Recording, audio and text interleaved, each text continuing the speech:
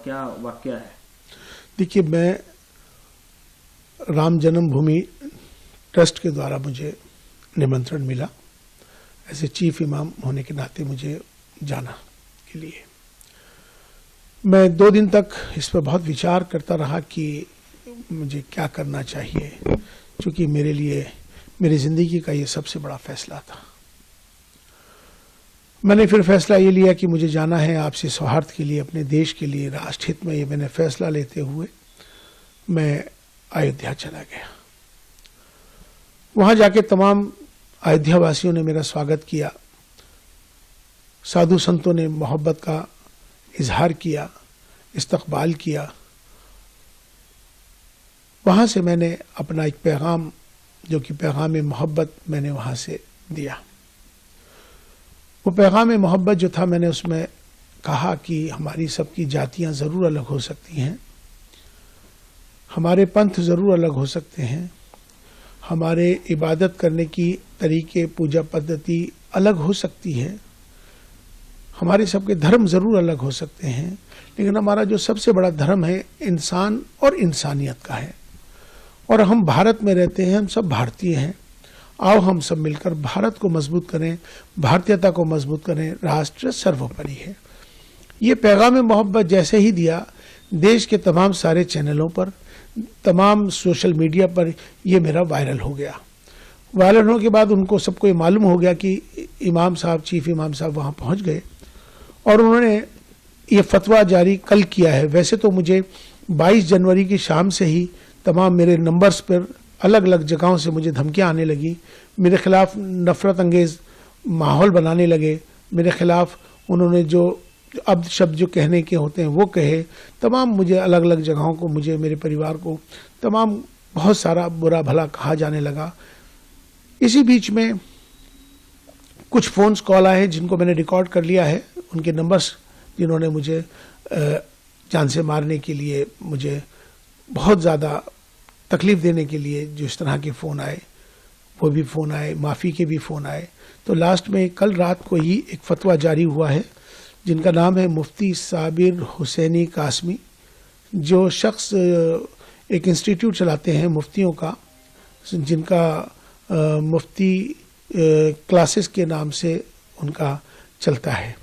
मैं उनको जानता नहीं हूँ, मेरी उनसे कोई जानकारी नहीं है, लेकिन ये सोशल मीडिया के माध्यम से, वो तमाम देश भर के इमामों के माध्यम से मेरे पास अलग अलग जगहों से फतवा आना शुरू हो गया था।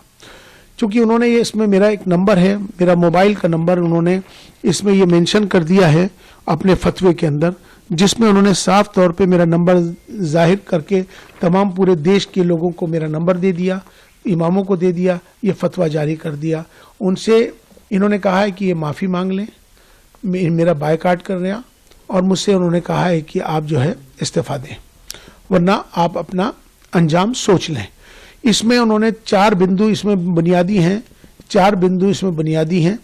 एक बिंदु उनका ये है कि आप प्राण प्रतिष्ठा में क्यों गए, आप चीफ इमाम हैं, आपको जाने का अधिकार ही नहीं है, आप इसलिए आप पर कुफ्र का फतवा जारी होता है।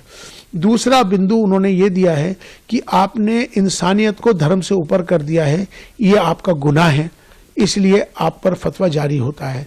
तीसरा गुनाह यह है कि आपने धर्म से ऊपर उठकर आपने कहा है कि राष्ट्र सर्वोपरि है, देश को आपने ऊपर बना दिया है, इसलिए आप भी इस फतवे के लिहाज से आप खारिज हो गए, लिहाजा अब आप पर कुफ्र का फतवा जारी कर दिया गया है और तमाम अलग अलग जो उसकी सजाएं हैं इसमें मुकर्रर कर दी गई। लेकिन मैं उनसे ये बात कहना चाहता हूँ, पहली बात तो ये इस्लामिक देश नहीं है, ये भारत है, ये सनातन भारत है। इस भारत में हमेशा से सर्वधर्म संभाव की बात है, यहाँ एकता अखंडता की बात है, अनेकता में एकता की बात है।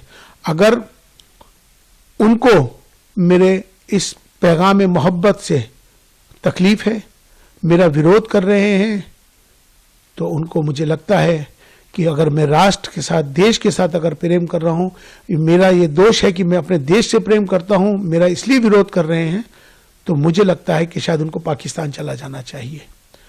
अब वो लोग जो मुझसे मोहब्बत करते हैं, जो देश से मोहब्बत करते हैं, वो मेरा समर्थन करेंगे। जो मेरे से नफरत कर रहे हैं मेरे जाने पर, मुझे लगता है कि शायद उनको भी पाकिस्तान जाना चाहिए। यहाँ पर मोहब्बत का पैगाम हमने दिया है, हमने कोई गुनाह नहीं किया है। राष्ट्र मंदिर था, हम वहाँ राष्ट्र मंदिर पे गए थे और हमने अपना जो पैगाम दिया, हम उस पैगाम पर अटल हैं। हम माफ़ी मांगने वाले नहीं हैं और ना ही मैं माफ़ी मांगूंगा, ना ही मैं किस तरह का इस्तीफ़ा दूंगा। और जिस तरह से वो जो चाहें कर लें। अभी उन्होंने एक स्टेटमेंट जारी किया है, उन्होंने कहा है कि हम माफ़ करने वाले नहीं हैं। तो मैं भी बता दूं कि मैं आपसे माफ़ी मांगने वाला ही नहीं हूं, क्योंकि मैंने कोई काम ऐसा नहीं किया जिससे कि कोई किसी को तकलीफ पहुंचे। मेरा मकसद है, अपना देश है, देश हमें देता है सब कुछ, हम भी तो कुछ देना सीखें। ये भाव सबके अंदर आना चाहिए। राष्ट्र सर्वोपरि है।